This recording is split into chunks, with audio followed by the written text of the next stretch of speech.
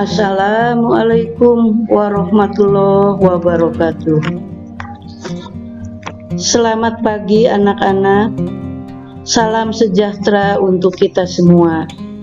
Semoga kalian tetap semangat dan selalu sehat. Di mana saja kalian berada, selamat jumpa, selamat bergabung dalam program belajar di rumah yang digelar oleh SMP Negeri 11 Kota Cirebon. Anak-anak yang berbahagia, khususnya kalian yang sekarang duduk di kelas 7 semester 2, selamat mengikuti pelajaran jarak jauh. Semoga kalian bisa mengambil hikmah dan manfaatnya. Amin ya robbal alamin. Anak-anak, pada kesempatan ini Ibu Yaya Siti Maria SPD akan memberikan mata pelajaran bahasa Indonesia di kelas 7, khususnya tentang materi mengapresiasi dan mengkreasikan fabel.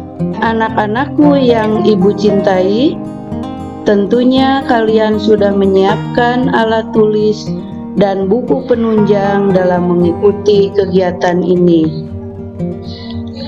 Sebelum kalian memulai mengikuti pelajaran, alangkah baiknya kita berdoa dahulu. Marilah kita berdoa bersama-sama dengan membaca basmalah. Bismillahirrohmanirrohim. Baiklah anak-anakku, sebelum kita mulai, akan Ibu jelaskan tujuan pembelajaran hari ini, yaitu setelah mengikuti pembelajaran mengapresiasi dan mengkreasi fabel, diharapkan kalian: 1. Dapat menentukan pengertian fabel. Yang kedua, dapat menentukan struktur fabel.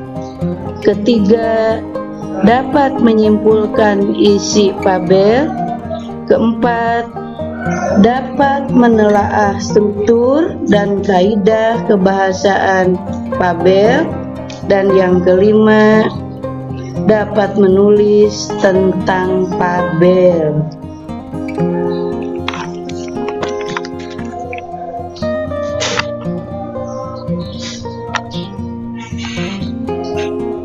Baiklah anak-anak, kita lanjutkan. Fabel merupakan cerita pendek atau dongeng yang menggambarkan watak dan budi pekerti manusia yang digambarkan pada tokoh binatang.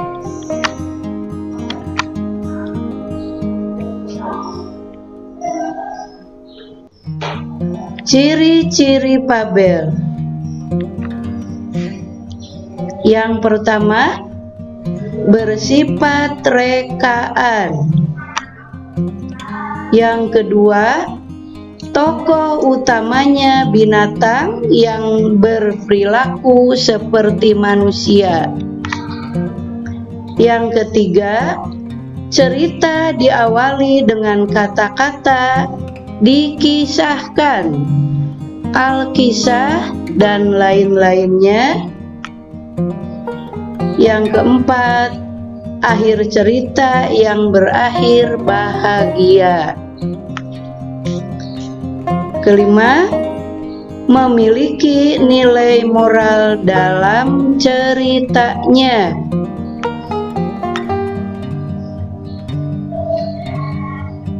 Unsur kebahasaan fabel. Kata-kata sifat di sini mendeskripsikan karakter pelaku. Kata-kata keterangan menggambarkan latar. Kata denotatif sebagai gaya bahasa agar mudah dipahami. Kemudian kalimat langsung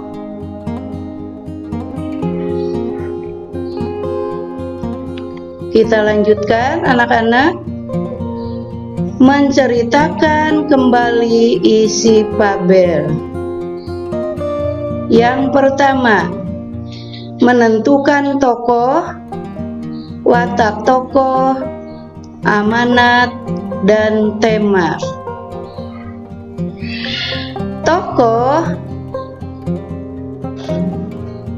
Tokohnya berupa binatang dan berkarakter yang mempunyai sifat sebagai karakter manusia. Watak digambarkan dengan tokoh yang jahat dan tokoh yang baik. Kemudian amanat itu pesan yang disampaikan penulis melalui karyanya atau cerita tersebut. Kemudian tema yaitu gagasan dasar yang dibuat di dalam cerita tersebut. 2. Menentukan rangkaian peristiwa. Ada alur atau plot. Alur atau jalan cerita pada fabel biasanya progresif atau maju, runtut dari awal perkenalan tokoh, kemudian pengenalan konflik, masalah memuncak, pencarian solusi masalah, hingga akhirnya cerita baik menggunakan koda atau tidak. B. Setting atau latar. Latar tempat dan waktu kejadian serta suasana dalam cerita. Ada beberapa latar, yaitu latar tempat, kemudian latar waktu, dan latar suasana. Kita lanjutkan anak-anak. Menelaah struktur dan bahasa fabel. Yang pertama, menelaah struktur. Ada beberapa. A. Orientasi, yaitu bagian awal dari suatu cerita yang berisi pengenalan tokoh dan tempat. B. Komplikasi, yaitu bagian yang memuat konflik atau permasalahan yang muncul akibat perbedaan watak tokoh satu dengan yang lainnya. C. Resolusi, yaitu bagian yang berisi pemecahan atau penyelesaian masalah. D. Koda, yaitu bagian akhir cerita fabel yang berisi perubahan sikap yang terjadi pada tokoh dari cerita tersebut.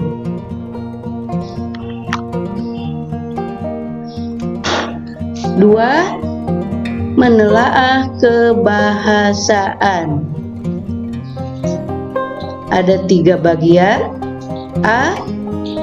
Variasi pengungkapan struktur fabel. B. Pola pengembangan watak tokoh. C. Pola pengembangan judul cerita. A. Variasi pengungkapan struktur fabel. Yang pertama, variasi pengungkapan orientasi. A. Diawali dengan deskripsi latar. B. Diawali dengan latar dan kegiatan tokoh. C. Diawali dengan latar masa lalu. Yang kedua, variasi pengungkapan komplikasi. Pertama, diawali dengan konflik batin. Yang kedua, diawali dengan konflik fisik.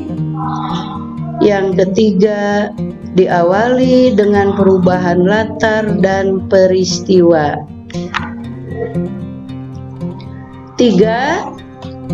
Variasi pengungkapan komplikasi puncak klimaks. Yang keempat, variasi pengungkapan solusi dibagi dua bagian. Yang pertama, diawali dengan meredanya konflik. Yang kedua, diawali dengan dialog yang menandakan amannya keadaan. Yang kelima, variasi pengungkapan koda.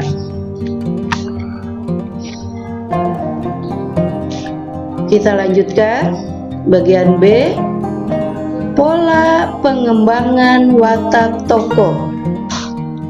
Yang pertama, deskripsi fisik tokoh. Yang kedua, kegiatan tokoh. Yang ketiga, dialog tokoh dengan diri sendiri. Yang keempat, dialog dengan tokoh lain. Sekarang bagian C, pola pengembangan judul cerita. Dibagi 3 bagian. Yang pertama, judul berasal dari nama tokoh. Yang kedua, judul dikembangkan berdasarkan sifat tokoh. Yang ketiga, judul diambil dari tema.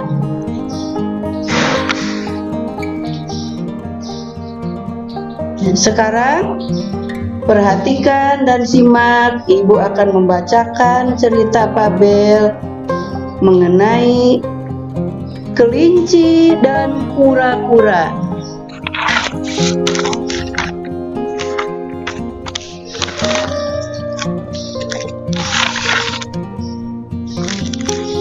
Pada suatu hari, kelinci bertemu dengan kura-kura yang terengah-engah. Disapanya kura-kura itu dengan nada mengejek. "Hai kura-kura, binatang lambat, kau mau kemana?" "Aku mau pergi ke tempat paman buaya. Ada pesta di rumahnya hari ini," jawab kura-kura dengan riang gembira. "Bagaimana kau bisa sampai ke tempat paman buaya dan menikmati pesta itu kalau kamu berjalan aja lambat sekali?" "Berlatihlah sepertiku," kata kelinci mengejek kura-kura. "Aku sudah berlari, bukan berjalan karena sebentar lagi pestanya usai," jawab kura-kura. "Apa? Berlari saja kamu lambat? Apalagi berjalan? Sangat lambat," ejek kelinci. "Kenapa kau berkata seperti itu? Ayo kita lomba lari. Siapa yang menang akan mendapatkan hadiah," tantang kura-kura. "Kamu menantangku ya? Tidak salah itu. Aku jamin kau pasti kalah. Di hutan ini tidak ada yang bisa menandingi kecepatanku," ejek kelinci lagi. "Baik, kita akan berlomba besok. Kita undang teman-teman untuk menyaksikannya," jawab kura-kura sambil terus berlari. Keesokan harinya, semua penghuni hutan berkumpul untuk menyaksikan perlombaan lari antara kura-kura dengan kelinci. Kelinci dan kura-kura siap untuk berlari. Ketika aba-aba untuk berlari diserukan, kelinci berlari secepat-cepatnya. Kura-kura pun sama, berusaha berlari secepat-cepatnya. Sesaat kemudian, kelinci menengok ke belakang. Dia tidak melihat kura-kura. Kelinci berpikir, pasti kura-kura tidak akan dapat melampauinya. Lalu, kelinci berteduh di bawah pohon besar sambil memakan wortel kesukaannya. Angin bertiup sepoi-sepoi membuat kelinci mengantuk dan tertidur di bawah pohon. Perut kelinci yang sudah kenyang membuat kelinci mengantuk, kemudian tertidur lama. Sementara itu, kura-kura masih berusaha berlari sekuat mungkin. Kura-kura tidak berkecil hati dan tetap berusaha walaupun ia tahu kehebatan kelinci. Ketika kura-kura melalui jalan yang terdapat pohon besar, dia melihat kelinci sedang tidur sangat pulas. Kelinci tertidur. Aku harus cepat berlari supaya aku cepat mencapai garis finish, kata kura-kura di depan matanya. Di dalam hatinya, kura-kura semangat untuk menambah kecepatan berlarinya. Garis finish sudah di depan matanya. Kura-kura berlari sekuat tenaganya dan berhasil mencapai garis finish. Kelinci terbangun. Dia pun terkejut karena menyadari dirinya berada di bawah pohon. Aku kan lomba lari dengan kura-kura. Ternyata aku ketiduran. Aku harus cepat berlari, kata kelinci. Apa boleh buat? Kelinci sangat menyesal karena ia tidak memenangkan lomba itu. Padahal hal itu sangat mudah. Ia menangkan kalau saja ia tidak tertidur pulas. Sejak kejadian itu, kelinci tidak sombong lagi. Kelinci sadar kalau kita tidak boleh sombong dan angkuh karena kelebihan yang dimilikinya.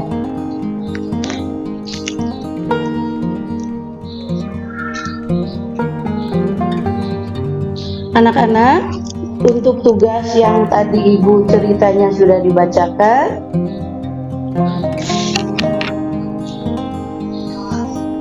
identifikasikanlah tabel kelinci dan kura-kura untuk mengetahui ciri-ciri tabel dan jenisnya.